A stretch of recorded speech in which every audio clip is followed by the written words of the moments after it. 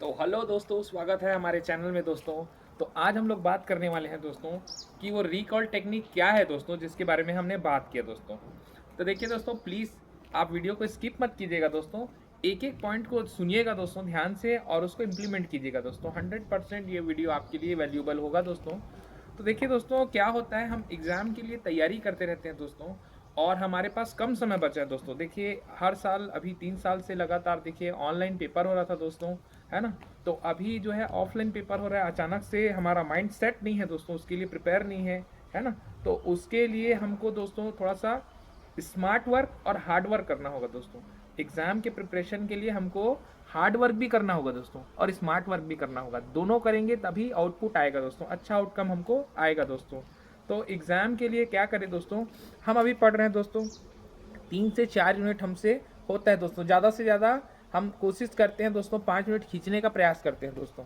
अब जब एग्ज़ाम में जाते हैं दोस्तों, रिवीजन भी कर लेते हैं दोस्तों, लेकिन सारा कुछ भूल जाते हैं दोस्तों। कुछ कुछ चीज़ें हमको याद रहती है और बाकी चीज़ें हम भूल जाते हैं। उसका एक कारण ये है दोस्तों कि हमने शुरू से मेहनत नहीं किया है ना।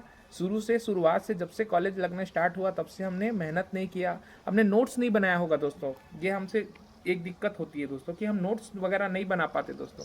नोट्स वगैरह हमारा बना है दोस्तों, तो हम उसमें रिवीजन करके, है ना, काम करके हम जो है अच्छे सा रिजल्ट लेके आ जाते हैं दोस्तों। लेकिन हम पूरे साल तैयारी नहीं कर पाए हैं दोस्तों, हमसे कुछ मिस्टेक्स हुआ है दोस्तों, तो उसके लिए आपको जो है थोड़ा हार्ड वर्क और करना होगा दोस्तों। उसके लिए आपको क्या, देखिए दोस्तों, कॉलेज का एग्ज़ाम हो या फिर कोई कोई भी सा एग्ज़ाम हो, रिपीटेड क्वेश्चन आते हैं दोस्तों। तो आप पिछले 8 या 10 साल का अनसॉल्व उठा ले दोस्तों, क्योंकि देखिए 3 साल तो ऐसे ही ऑनलाइन पेपर हुआ है दोस्तों। तो उसको छोड़ के आप उसको भी लेके जो है दोस्तों 8 से 10 साल का अनसॉल्व का क्वेश्चन ले ले दोस्तों। तो लगभग मेरे ख्याल से 50 क्वेश्चन होंगे दोस्तों आपका एक सब्जेक्ट में। एक पेपर में 50 क्वेश्चन होंगे दोस्तों, उसका तैयारी करना है दोस्तों आपको। 50 क्वेश्चन का टारगेट, एक एक पेपर, तो 5 यूनिट होगा कंप्लीट दोस्तों। देखिए हम तैयारी करते हैं दोस्तों 2 से 3 यूनिट ही होता है दोस्तों। तो वो क्या है, अच्छे से होता है 2 से 3 यूनिट, फिर 4-5 में जाते हैं हम भूल जाते हैं। तो उसका सबसे अच्छा एक जो है ट्रिक है दोस्तों, एक जो स्ट्रेटजी है, एक जो कहने का मतलब एक टेक्निक है दोस्तों, जिसके थ्रू आप जो है सारी चीज़ों को अच्छे से लिख सकते हैं दोस्तों, एग्ज़ाम में अच्छा परफॉर्मेंस कर सकते हैं दोस्तों। देखिए क्या करना है दोस्तों, सपोज मैं किसी टॉपिक को पढ़ रहा हूँ दोस्तों, चाहे वो इकोनॉमिक्स हो, चाहे वो ज्योग्राफी हो, चाहे वो फिजिक्स हो, चाहे वो केमिस्ट्री हो, चाहे वो मैथ्स क्यों ना हो, है ना। तो इस तरह से मैं किसी टॉपिक को पढ़ रहा हूँ दोस्तों, 2 से 3 बार मैंने पढ़ा, मुझे समझ आ गया, मैंने सारी चीज़ को एब्जॉर्ब कर लिया दोस्तों, है ना। और मैं छोटा छोटा नोट्स भी बनाया उसका, या फिर नोट्स मैंने नहीं बनाया, मुझे लगा कि मैं जो है पढ़ लिया हूँ, मुझे याद है, मैं एग्ज़ाम में अच्छा सा एक बार रिवीजन करके उसको कर लूँगा। तो वो नहीं होगा दोस्तों, आपको एग्ज़ाम में वो चीज़ याद नहीं आएंगे दोस्तों। अच्छे से आपको सीक्वेंस में वो चीज़ें याद नहीं आएंगी, आप भूल जाओगे दोस्तों। तो उसके लिए आपको जो है दोस्तों माइंड मैपिंग का यूज़ करना होगा दोस्तों। माइंड मैपिंग ऐसा ट्रिक है दोस्तों, माइंड मैपिंग एक ऐसा, कहने का मतलब है, टेक्निक है दोस्तों, जिससे आप चीज़ों को अपने दिमाग में एक अरेंजिंग फॉर्म में रखते हैं दोस्तों। जैसे कंप्यूटर में फोल्डर होता है दोस्तों, फोल्डर के अंदर सब फोल्डर होता है, सब फोल्डर के अंदर और फोल्डर होता है। तो उस तरह से आपको चीज़ों को याद करना है दोस्तों, समझना है दोस्तों। आपको उतना टाइम लगेगा। देखो देखिए दोस्तों, हम लोग लीनियर नोट्स बनाते हैं दोस्तों। लीनियर नोट्स बनाने में क्या होता है, हम बाद में भूल जाते हैं दोस्तों। आप 6 महीना पहले नोट्स बनाए रहोगे, उसको आप पढ़ोगे ना दोस्तों, आपको याद नहीं आएगा, आपको फिर से नोट्स बनाना पड़ेगा दोस्तों। तो उसके लिए इस टेक्निक का यूज़ करेंगे दोस्तों। ये रिकॉल टेक्निक क्या है दोस्तों, देखिए हमारे पास बहुत कम समय है दोस्तों, परीक्षा के लिए बहुत ही सर पर है एग्ज़ाम दोस्तों, पास में ही है। तो उसके लिए हमको अनसॉल्व को देखना होगा दोस्तों। 8 से 10 साल का क्वेश्चन, रिपीटेड क्वेश्चन को तैयारी करना होगा दोस्तों। लेकिन क्वेश्चन कॉलेज में जो क्वेश्चन रहता है वो बहुत ही लंबा लंबा रहता है दोस्तों। देखिए दोस्तों, वीडियो भी बहुत लंबा बन जाएगा, लेकिन आप इसकी बिल्कुल भी मत कीजिएगा, पूरा देखिएगा दोस्तों कि मैं क्या बोल रहा हूँ और मैं क्या बताना चाह रहा हूँ दोस्तों, इस बातों को समझिएगा दोस्तों। तो क्या होता है दोस्तों कि क्वेश्चन बहुत, कहने का मतलब है, जब आंसर आप लिखने के लिए जाते हैं, बहुत लंबा लंबा आंसर होता है, जिसको याद करने आप बैठेंगे दोस्तों, एक दिन लग जाएगा दोस्तों। अगर उसको पूरा आप डिटेल में आप उस चीज़ को समझ के याद करेंगे, एक दिन लग जाएगा दोस्तों। वो चीज़ फिर ना आप नोट्स बनाएंगे, फिर वो नहीं भूलेगा आपको, लेकिन आपको बहुत टाइम लग रहा है दोस्तों इस चीज़ में। उसको आपको स्मार्ट वर्क करना है दोस्तों। आपको किसी भी चीज़ को 2 से 3 बार पढ़ना है दोस्तों, 2 से 3 बार उन चीज़ों को पढ़ना है, आपको समझ के चीज़ों को पढ़ना है। उसके बाद क्या करना है, एक छोटा सा एक पेज में उस सारे चीज़ को जो है स्टेबलाइज्ड कर देना है दोस्तों। एक पेज में सारे चीज़ को कंप्रेस कर देना है दोस्तों। आप जितना पढ़ें उसको कंप्रेस कर देना है दोस्तों। अब आपको सपोज आपने पढ़ा, कोई भी चीज़ पढ़ा है ना, तो उसके बाद पढ़ने के बाद आपको क्या करना है, उस बुक को बंद कर देना है दोस्तों। आपने जो जो पढ़ा उस बुक को बंद कर दीजिए। अब आप खुद से रिकॉल कीजिए कि आपने क्या पढ़ा है ना। समझिए आपको चीज़ें जो है असंबद्ध तरीके से होगी आपके माइंड में दोस्तों, वो चीज़ें रैंडम में आएंगी। जैसे कि मैंने सपोज मैं देखता हूँ दोस्तों, मेरे पास एक बुक है, मैं ये वर्ल्ड ज्योग्राफी की बुक है दोस्तों। मैं यहाँ से कुछ चीज़ पढ़ता हूँ दोस्तों, उसके बाद मैं आपको कि मेरे माइंड में किस तरह से वो होता है दोस्तों, उसको देखते हैं दोस्तों। एक बार मैं उसको पढ़ता हूँ, फिर आपके साथ फिर आता हूँ दोस्तों। तो दोस्तों मैंने जो आपका जो वर्ल्ड ज्योग्राफी है उसमें एक बुक है दोस्तों, उसको मैंने पढ़ा। तो उसके फ्रंट पेज में ही ब्रह्मांड की उत्पत्ति के सिद्धांत थे, है ना, यूनिवर्स के उत्पत्ति के सिद्धांत थे। तो मैंने उसको थोड़ा सा पढ़ा दोस्तों, है ना, 2 से 3 बार पढ़ा, 20 मिनट लगा मुझे दोस्तों। तो 2 से 3 बार मैंने पढ़ा। तो देखिए क्या होता है, मैं पढ़ लिया, बुक बंद है दोस्तों। अब मुझे क्या क्या याद आ रहा है दोस्तों, मुझे रिकॉल करना है उस चीज़ को। सपोज मैंने पढ़ा है अभी ब्रह्मांड की उत्पत्ति के सिद्धांत, तो एक आता है बिग बैंग, मुझे याद आ गया बिग बैंग। बिग बैंग क्या है, बिग बैंग एक थ्योरी है ब्रह्मांड की उत्पत्ति के। तो बिग बैंग मुझे याद आया, तो मैंने एक कॉपी रखा है दोस्तों, यहाँ पर मैं लिखता हूँ यहाँ पर बिग बैंग। मुझे याद आ गया बिग बैंग।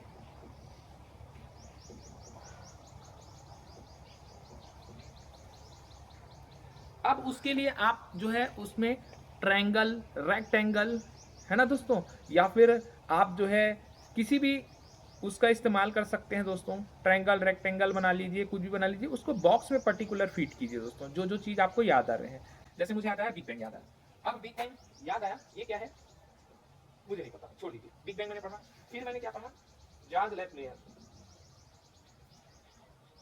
जार्ज लेफ्लेयर एक चीज मुझे याद आया, जार्ज लेफ्लेयर। अब मुझे याद आया 15 अरब वर्ष पहले वर्ष। अब मुझे क्या याद आ रहा है, हिग्स बोसान कण, हिग्स बोसान कण, हिग्स बोसान कण।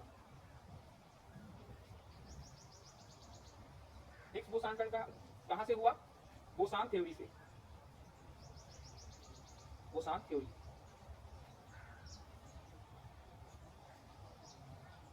बिग बैंग को अच्छे से समझाया किसने।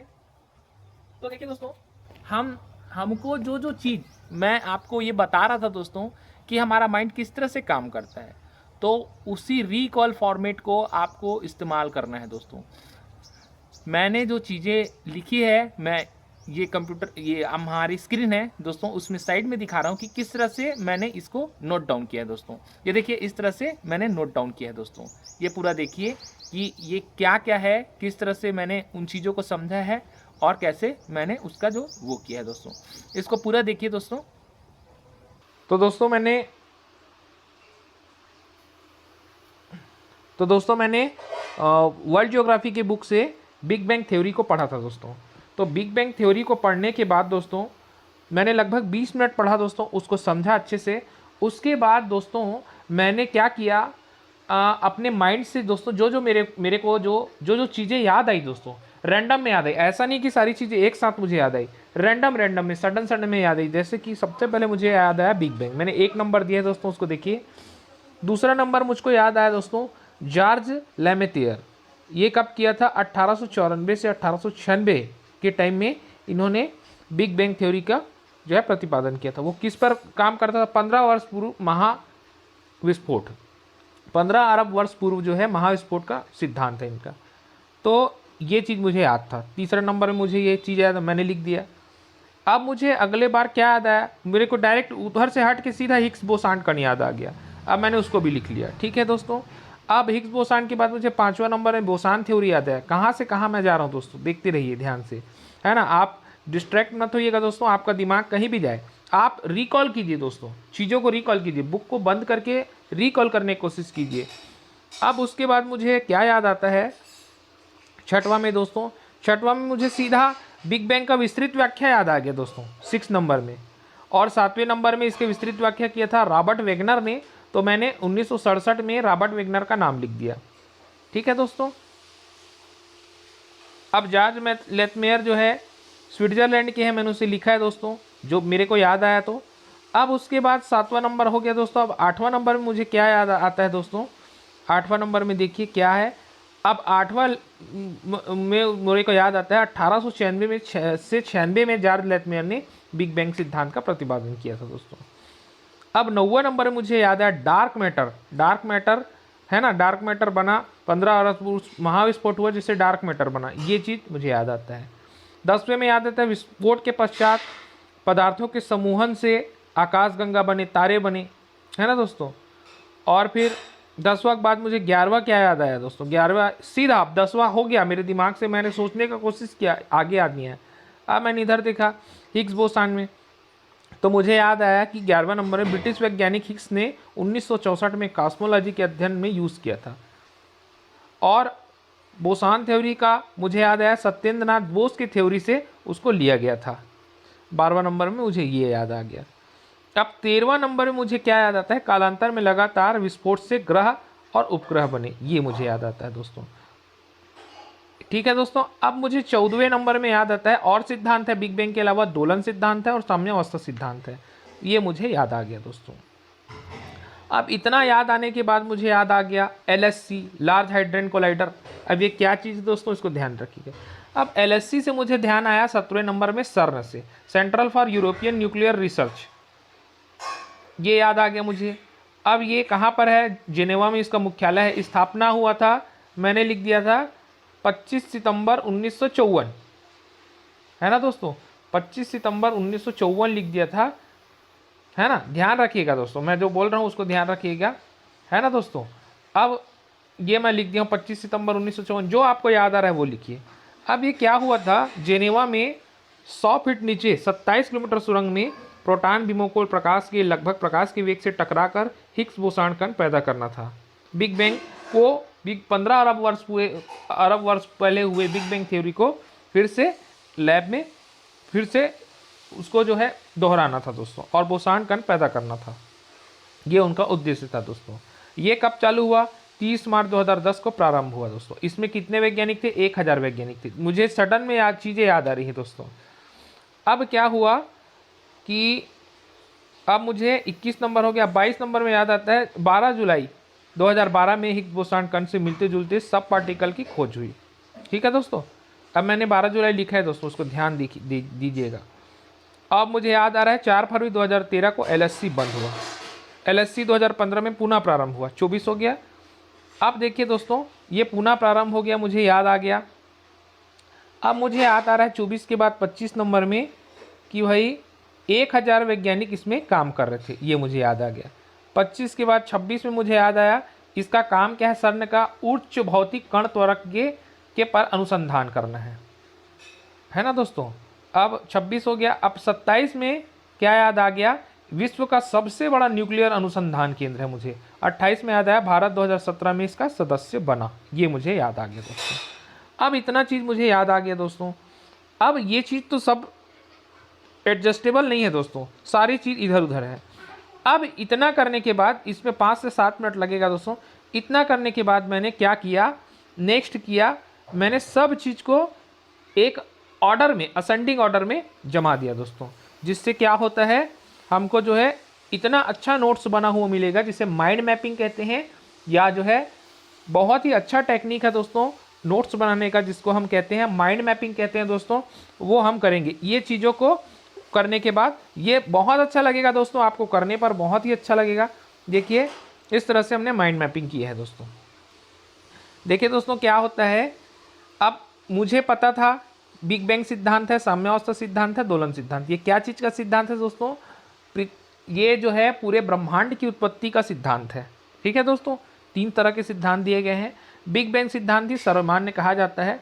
इसके जो प्रतिपादक है जॉर्ज लेथमेयर है, 1894 से 1896 स्विट्जरलैंड के हैं, पादरी थे, खगोल शास्त्री थे। और इनका क्या कहना था, 15 वर्ष पूर्व भारी पदार्थ के जो है एक गोला था, आग का गोला था, जिससे महाविस्फोट हुआ गया, है ना, जिससे जो है ब्रह्मांड की उत्पत्ति हुई, जिससे डार्क मैटर बने कहते हैं, और पदार्थों का समूहन से तारे और क्रमशः विस्फोट से ग्रह बने। फिर आकाशगंगा बनी जो लगातार फैल रही है। अब अगला चीज, इसकी विस्तृत व्याख्या किसने किया? 1967 में रॉबर्ट वैगनर ने किया। ठीक है, यहाँ तक मुझे ठीक है, पता है। अब आगे देखते हैं गाठ पार्टिकल। अब गाठ पार्टिकल को हमने लिखा था हिग्स बोसान कण गाठ पार्टिकल कहलाता है। और नोबेल पुरस्कार विजेता लियान लेडरमैन, देखिए दोस्तों, मुझे लियान लेडरमैन का नाम याद नहीं था, तो मैंने उसको देखा और फिर से देखने के बाद मैंने लिखा कि लियान लेडरमैन जो है इनका नाम देते हैं। तो इन चीज़ों को आपको ध्यान रखना है। अब देखिए दोस्तों, हिग्स बोसान कण, अब इसको कौन नाम दिया था? हिग्स 1964 में ब्रिटिश थे, कॉस्मोलॉजी का अध्ययन कर रहे थे, बोसान थ्योरी पर आधारित था जो, और वो था बोसान थ्योरी सत्येंद्र नाथ बोस जी का थे, जो भारतीय थे। ये चीज़ हो गया। अब गाठ पार्टिकल से मुझे याद आया एलएससी था दोस्तों, जिसको कहते हैं लैर्ड हाइड्रेन कोलाइडर। ये प्रारंभ हुआ 30 मार्च 2010 में। इसका काम क्या था? जमीन से, जेनेवा में जमीन से 100 फीट नीचे 27 किलोमीटर सुरंग में प्रोटॉन बीमों को लगभग प्रकाश के वेग से टकराव कराकर 15 अरब वर्ष पहले हुई बिग बैंग की घटना को दोहराकर गाठ पार्टिकल उत्पन्न करना, है ना दोस्तों। ये इनका विजन था। इसमें 1000 वैज्ञानिक काम कर रहे थे। अब इनको 12 जुलाई 2012 को गाठ पार्टिकल से मिलते जुलते सब एटॉमिक पार्ट मिल जाते हैं। ये बंद हो जाता है 14 फरवरी 2013 को। एलएससी बंद हो गया, 2015 में पुनः प्रारंभ हुआ, है ना दोस्तों। अब एलएससी कहाँ से आया? सर्न से। सर्न क्या है? Centre for European nuclear research है। इसका मुख्यालय जेनेवा में है। स्थापना वर्ष, अब देखिए दोस्तों, मैंने 1957 लिख दिया था धोखे से, मैंने उसे काट कर सही किया 1954। अब ये कब है? 29 सितंबर 1954 में स्थापना। इसका कार्य क्या है? उच्च ऊर्जा वाले उच्च कण भौतिकी का अध्ययन व अनुसंधान करना दोस्तों। इसका काम क्या है दोस्तों? इसका मुख्य देखिए, अब मुझे याद आता है सर्न को कहते हैं centre for European nuclear research. इसका मुख्यालय जेनेवा में है। स्थापना वर्ष जो है इसका मैंने लिखा था 1957 लिख दिया था दोस्तों, सितंबर 1957। तो मैंने मिलाया दोस्तों, ये है 19 सितंबर 1954। इसको ध्यान में रखना है दोस्तों। इसका काम क्या है दोस्तों? उच्च कण भौतिकी का अध्ययन व अनुसंधान करना। ठीक है दोस्तों। अब भारत इसका 2017 में सहायक सदस्य बना। इस चीज़ को याद किया मैंने, समझा। अब देखिए ये क्या है? सर्न क्या है? विश्व का सबसे बड़ा न्यूक्लियर अनुसंधान केंद्र है, और ये विश्व का सबसे बड़ा परमाणु आयोग भी है दोस्तों, सर्न जो है। तो इस तरह से मैंने सारे चीज़ों को समेकित कर एक जगह लिख दिया दोस्तों। ये टेक्निक आपको एग्जाम में बहुत ही कारगर होगा दोस्तों। इसको एक बार देखकर बिग बैंग को पूरा चीज़ों को आप जो है लिख सकते हैं दोस्तों। आपको कोई चीज़ नहीं छूटेगा दोस्तों। आपको चीज़ों को समेकित करके लीनियर नोट्स बनाना है दोस्तों, इस तरह से। अब देखिए दोस्तों, मैंने कुछ गलतियाँ की थी दोस्तों, उसको मैं मिलान किया दोस्तों बुक से। देखिए मैंने गलती कहाँ पर की थी। गलती मैंने की थी, पहला चीज़ तो मुझे याद ही नहीं आ रहा था कि ये गाठ पार्टिकल का नाम नोबेल पुरस्कार विजेता लियान लेडरमैन, ये नाम याद नहीं आ रहा था। लियान लेडरमैन नाम मुझे याद नहीं आ रहा था, तो मैंने बुक से देखा, उसको बार बार माइंड में जो है बिठा दिया दोस्तों कि लियान लेडरमैन ने इन्हें नाम दिया गाठ पार्टिकल का।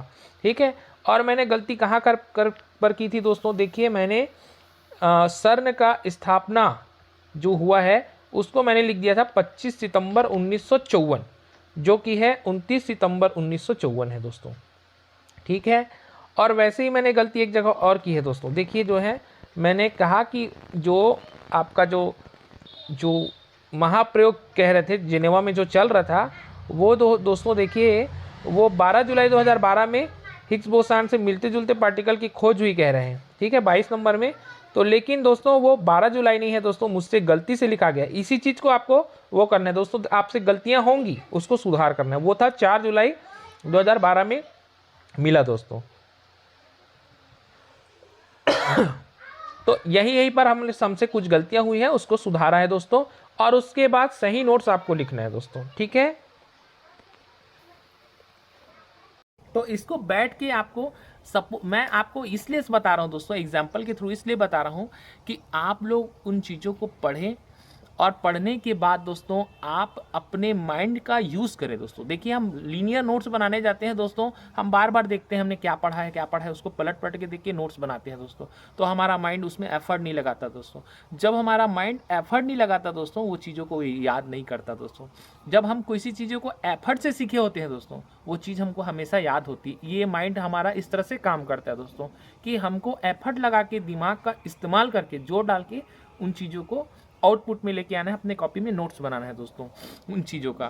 तो वैसे ही आपको करना है दोस्तों कि आपके दिमाग में चीज़ें रैंडम आएंगी। आप इकोनॉमिक्स पढ़ रहे हो, आप ज्योग्राफी पढ़ रहे हो, आप फिजिक्स पढ़ रहे हो, आप केमिस्ट्री पढ़ रहे हो, आप मैथ्स पढ़ रहे हो, या फिर कोई भी सब्जेक्ट पढ़ रहे हो, तो उसमें आपको एक बार 2-3 बार अच्छे से पढ़ने के बाद आपको बुक को बंद करना है दोस्तों, और बंद करने के बाद आपको चीज़ों को रिकॉल करना है दोस्तों, है ना।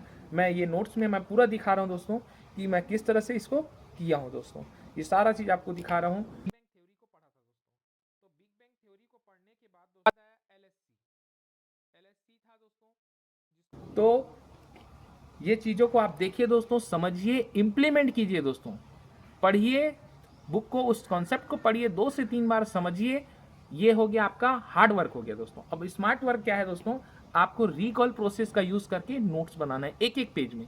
तो जैसे ही उस एक पेज को आप एग्जाम के टाइम में देखोगे दोस्तों, एग्जाम के टाइम में आप देखोगे, उस पेज को देखोगे, एक बार बुक से रिवीजन करोगे दोस्तों क्या क्या लिखा है, और उस पेज को देखोगे ना दोस्तों, आप मेन चीज़ों को कभी नहीं भूलोगे दोस्तों। एग्जाम हॉल में आपका बहुत ही अच्छा आउटकम लेके आएंगे दोस्तों, आपका बहुत ही अच्छा रिजल्ट आएगा दोस्तों। तो उसको वो समरी को आप एक बार देखते हैं दोस्तों, आप जितना बनाए हुए हैं वो एक पेज में समेकित होता है दोस्तों। इतना लंबा चौड़ा आंसर जो है एक पेज में समेकित होता है, उसको देखते हैं दोस्तों, तो एक बार में आप देख के एग्जाम हॉल में जाते हैं दोस्तों, 100% वो क्वेश्चन को आप जरूर करके आएंगे दोस्तों, अच्छे मार्क्स लेके आएंगे दोस्तों, है ना। तो इस चीज़ों को इम्प्लीमेंट कीजिएगा दोस्तों, और ये पूरा वीडियो को देखिए, और मैंने किस तरह से नोट्स बनाए उसको देखिए दोस्तों। अगर दोस्तों ये वीडियो आपको एग्जाम के लिए वैल्यूबल लगी तो दोस्तों प्लीज़ वीडियो को लाइक करें, चैनल को सब्सक्राइब करें दोस्तों, और ज़्यादा से ज़्यादा शेयर करें दोस्तों। अगर ये चीज़ आपके लिए वैल्यूबल होती है दोस्तों, तो हमारे लिए बहुत खुशी की बात है दोस्तों। और आप इस चैनल में नए हैं दोस्तों, तो प्लीज़ इस चैनल को सब्सक्राइब करें, और आप सभी को एग्जाम के लिए wish you all the best दोस्तों। अच्छा परफॉर्मेंस करें दोस्तों, अच्छा रिजल्ट लेके आए दोस्तों। Thank you for watching.